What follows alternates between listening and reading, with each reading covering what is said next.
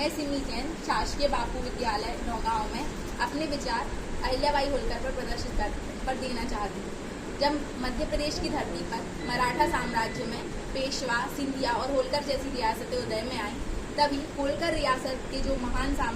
जो स्थापन करता थे मल्हार राव होलकर, जिनकी पुत्र वधू थी अहिल्याबाई होलकर। अब हम बात करें कि अहिल्याबाई होलकर कैसे महाराष्ट्र से मध्य प्रदेश में आई, तो उनका जन्म महाराष्ट्र के औरंगाबाद जिले में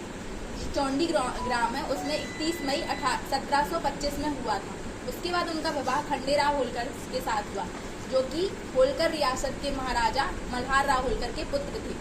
इसके बाद 1733 में अपने विवाह के पश्चात 1754 में कुंभलगढ़ की लड़ाई में उनके पति खंडेराव की मृत्यु हो गई और उसके कुछ समय बाद ही 1757 में उनके जो ससुर थे मल्हार राव होलकर, उनकी मृत्यु हो गई। उसके बाद इस कठिन दौर में शासन की बागडोर अहिल्याबाई होलकर के द्वारा संभाली गई। अब बात करें कि इनका शासन और साम्राज्य कहाँ पर था,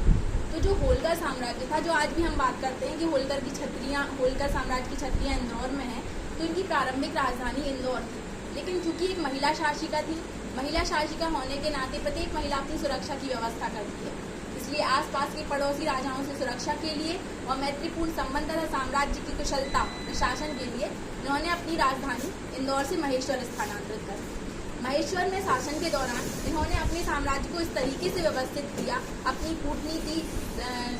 कूटनीति, शैक्षणिक कौशल और चातुर्य के कारण इन्होंने अपने साम्राज्य को इतना विस्तार किया, इतना सुरक्षित किया कि आज हम उन्हें लोकमाता देवी अहिल्याबाई के नाम से जानते हैं। और हमारा सौभाग्य है कि रानी लक्ष्मीबाई, रानी दुर्गावती, रानी अवंतीबाई के बाद एक शासिका थी जो है अहिल्याबाई होलकर, हमारे मध्य प्रदेश की धरती पर जिन्होंने शासन किया। अब मैं इनके साम्राज्य की बात करूं तो अहिल्याबाई होलकर चूंकि एक महिला थी, तो महिला अपनी सुरक्षा के लिए कूटनीति का प्रयोग करती है, तो उन्होंने अपनी धन संपदा जो थी उससे सिंधिया राजवंशों को सहायता दी ताकि वो कोई भी साम्राज्य के शासक उन पर आक्रमण ना कर सके। इसलिए उन्होंने धन बल के द्वारा